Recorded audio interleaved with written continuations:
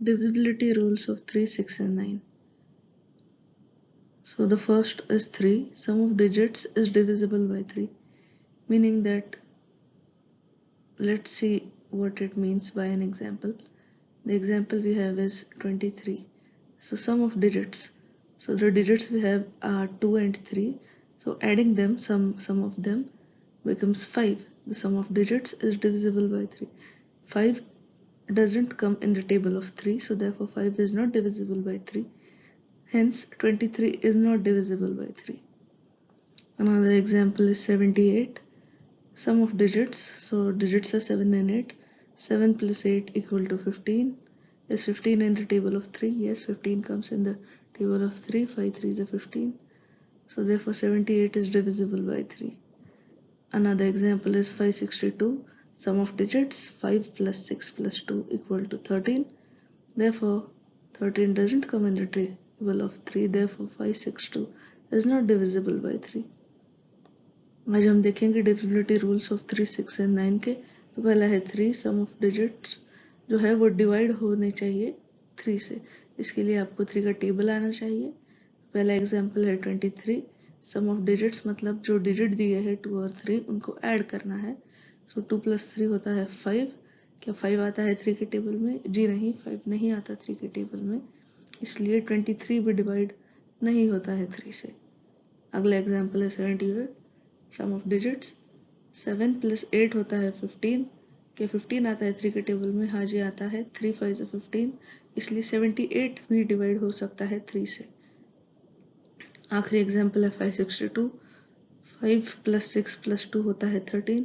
क्या 13 आता है 3 के टेबल में? जी नहीं, 13 नहीं आता है 3 के टेबल में, इसलिए 562 डिवाइड नहीं होता है 3 से। अगला नंबर है 6। Number should be divisible by both 2 and 3। तो इसका मतलब है कि जो भी एग्जाम्पल में नंबर है, फॉर एग्जाम्पल 72, वो 2 से भी डिवाइड होना चाहिए और 3 से भी डिवाइड होना चाहिए। अगर वो दोनों से डिवाइड होता है तभी वो 6 से डिवाइड हो सकता है। जैसे 72 को अगर आप डिवाइड करें 2 से तो आता है 36, और 72 को जब आप 3 से डिवाइड करते हैं तब आता है 26, और दोनों ही होल नंबर है, इसलिए 72 भी डिवाइड हो सकता है 6 से।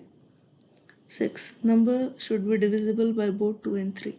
So the example is 72, meaning that the number that we have in the example 72 should be divisible by both 2 and 3.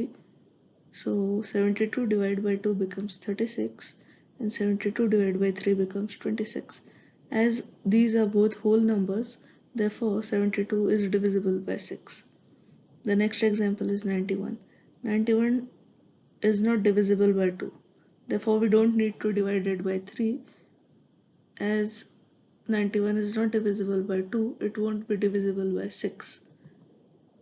अगला एग्जाम्पल है 91।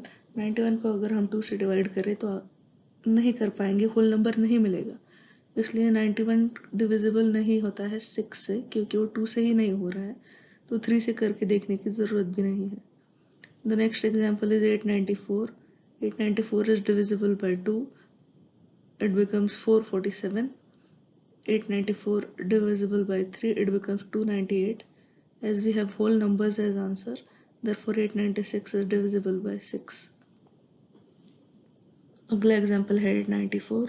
894 डिवाइड होता है 2 से, जिससे मिलता है 447, और 894 3 से भी डिवाइड होता है, जिससे मिलता है 298, और ये दोनों ही होल नंबर है, इसलिए 894 डिवाइड होता है 6 से। The next number is 9. Sum of digits should be divisible by 9. The first example is 47. So the sum of digits, the digits we have are 4 and 7. So 4 plus 7 becomes 11. As 11 is not in the table of 9, therefore the number 47 is not divisible by 9. अगला number है 9। सम of digits जो है वो divisible होना चाहिए 9 से। इसका मतलब है कि पहला एग्जाम्पल है 47। सम ऑफ डिजिट मतलब जो डिजिट है हमारे पास 4 और 7, उन्हें ऐड करना है। 4 + 7 वो आता है 11, और 11 9 के टेबल में नहीं आता है, इसलिए पूरा नंबर 47 डिवाइड नहीं होता है 9 से। The second example is 363। So the sum of digits 3 + 6 + 3 is 12, and as 12 is not in the table of 9, Therefore the number 363 is not divisible by 9. दूसरा एग्जाम्पल है 363. सम ऑफ डिजिट करेंगे 3 + 6 + 3 करेंगे तो आता है 12 और 12 9 के टेबल में नहीं आता है, इसलिए जो नंबर है 363 वो डिविजिबल नहीं होता है 9 से. आखिरी एग्जाम्पल है 5751. सम ऑफ डिजिट्स करेंगे 5 + 7 + 5 + 1 जो कि होता है 18 और 18 आता है 9 के टेबल में. 9 2 18, इसलिए नंबर 5751 डिवाइड हो पाता है 9 से.